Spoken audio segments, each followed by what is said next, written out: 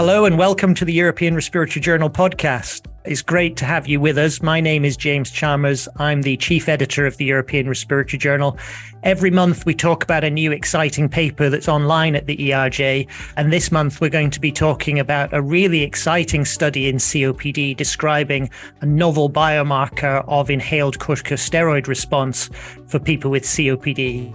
To talk about that study, we've got the lead author on the study, Professor Daiana Stolz from the University of Freiburg in Germany, has very kindly interrupted her holiday in Sardinia to talk to us about the study.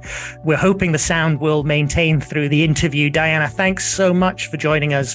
It's such an exciting study, a historic study indeed. That's the name of the study, and we're looking forward to discussing it with you. Thank you, James. It's very nice to see you, and haven't seen each other in a long time now. Yeah, so Daiana is melting in the summer heat, and so we're delighted that she's able to join us to talk about this study. This seems to have been a huge undertaking. 190 bronchoscopies was my first reaction to this incredible effort to deliver this study. Tell us why you did the study, what you did and what you found. Yeah, so this is an investigator-initiated and driven study. And actually, we had the idea to look at the histology in patients with COPD because I was performing thermoplasty for asthma patients. And there we've seen that they have a lot of smooth muscle hypertrophy and hyperplasia. And what I saw is that compared to COPD patients, there was a subset of patients with COPD that had exactly the same histology as patients with severe asthma. It was striking. About 40% of the patients with COPD had in the histology so much muscle that if you wouldn't know they had COPD, you could mistake them by patients with severe asthma. So we thought, if these patients have a similar histology, perhaps this is a manifestation of the same endotype. And this subset of patients with COPD might have a similar response to inhaled steroids as patients with asthma. Meaning this could be the subset of patients with COPD that has a very good response to ICS. So what we thought about doing was to get patients with COPD and to do the whole phenotyping. When I say the whole, I'm talking about CT, I'm talking about measure of small airway diseases, but also about endobronchial biopsy and bronchoalveolar lavage. And based on the histology of the airways, they were divided in a group considered to have a high amount of smooth muscle that we defined by more than 20% based on the pilot study we've done before, or a low amount of smooth muscle that would be less than 20%. And for that, we include about 200 patients. I believe this is the largest bronchoscopy study performed in COPD so far. And then all these patients, irrespective whether they were on triple therapy or receiving only dual bronchodilators, they got put on triple therapy for 6 weeks. So there was a running phase for 6 weeks in which everybody received triple therapy. And after that, they were randomized to go for a year, either receiving dual bronchodilation with LABA and LAMA plus placebo, or to receive triple therapy. And our primary endpoint was what happens to the lung function, to FEV1 after a year, basically because we know that a study with 200 patients would be underpowered to detect any changes in exacerbation rate. We had this for the secondary endpoint, but the power calculation was really based on FEV1. Okay. And so what did you find? What was the headline result of the study? Yeah, so it was very striking to see that there was a huge difference in how patients respond to ICS depending on the amount of muscle they had.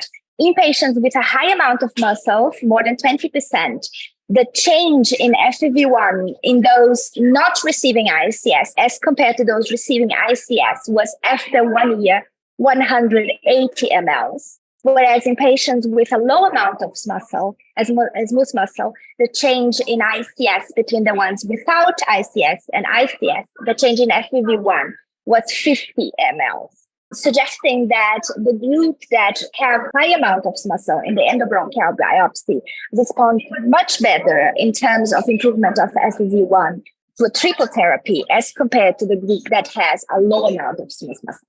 So it's remarkable. So the histology really did predict the response to the ICS to a huge degree, greater than any other biological marker I can think of.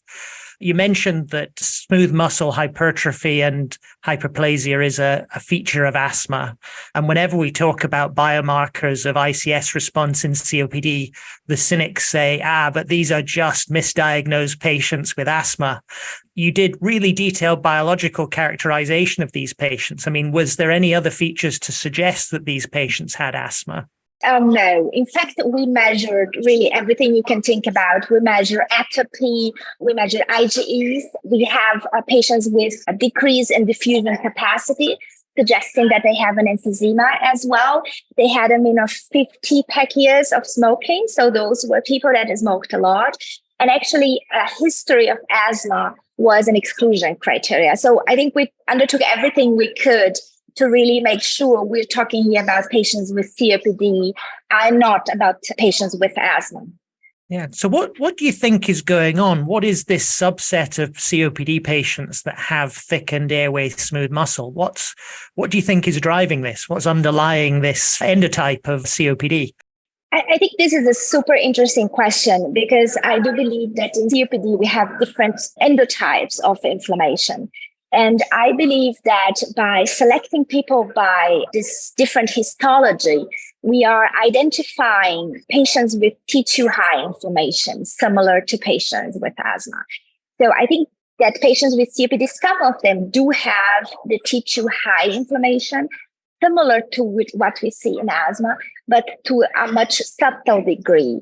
So in these patients, although they do have a bit of increase in FeNO, the mean is around 15. It's not as high as we see in asthma, but they do have changes in the remodeling that resemble the endotypic changes we see in asthma. So I believe that the histology is highlighting the underlying endotype of inflammation, which has some similarities with some patients with asthma. Yeah. But the hot biomarker in COPD at the moment to define that T2 high group is the blood eosinophil count. And I saw in the study you addressed that question. And maybe surprisingly, the blood eosinophil count didn't seem to predict response. I mean, what was your interpretation of that? We were very surprised because we expect to see an association with the amount of smooth muscle and eosinophils. Now we measure eosinophils not only in blood, but also in the bronchoalveolar lavage and also in the endobronchial biopsy. So we look for 3 different compartments, and we really expected to see some hint of a high amount of eosinophils being associated to a response to ICS. And unfortunately, that's not what we've seen. I mean, we really try with different cutoffs, with percentages, with absolute numbers. We look everywhere, but we found no association. And I would be glad to see a study that used eosinophils to randomize patients to ICS, because we haven't seen this data yet, right? The data we have on eosinophils is purely observational and usually a secondary endpoint. Actually, we do not have any study using eosinophils as primary to categorize patients to receive or not ICS. So it will be very interesting to have this data to compare what is done here. Now, obviously, this was a small subset of patients. We assessed in these 3 compartments. We haven't looked for the different kinds of eosinophils. Perhaps there's something else there we haven't seen yet, but so far we haven't seen really any association. So this is really, really exciting data and a very novel study. I mean, I've not seen anything like this before in COPD. Where do you think we go next? Because I guess in clinical practice, it's going to be hard to do a biopsy for each of our patients before we start an ICS. So is it looking for non-invasive biomarkers or other ways that we can measure this biology that you've identified?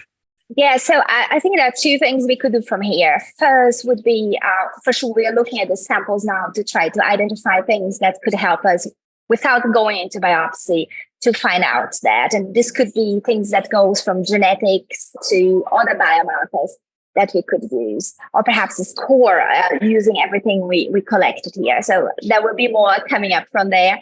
The second point is, I think for some patients, we might consider bronchoscopy as a way to decide whether to put patients on ICS or not.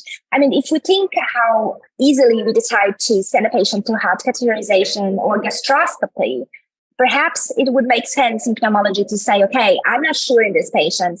We have nothing suggesting that this patient should receive an ICS, but on the other side, it's a severe disease. Perhaps we should consider this. Perhaps it makes sense to do a bronchoscopy, to do the histology, because the difference is so gigantic, isn't it? I mean, I think one of the things that we always said is, why should we measure things if it doesn't make any difference? But here we have such a huge difference. If we enrich our population by the amount of smooth muscle, they benefit so much from the therapy that I think for some patients with a clinical relevant disease, it would make sense to consider bronchoscopy indeed, until we have found a less invasive surrogate marker for ICS response. Yeah. Well, Daiana, congratulations on what must have been logistically an incredibly difficult study to deliver. It's truly a novel study. And in terms of our understanding of COPD, I do think it takes us forward. We're really excited that this is being published online in the European Respiratory Journal. It's online now for all of you to read. It's called the Historic Study. And I'd like to thank Daiana for joining us today and walking us through the study, and you for listening. Thank you very much. And we'll see you next month for the next edition of the European Respiratory Journal podcast. Thank you for having me, James. Thank you so much. Bye-bye.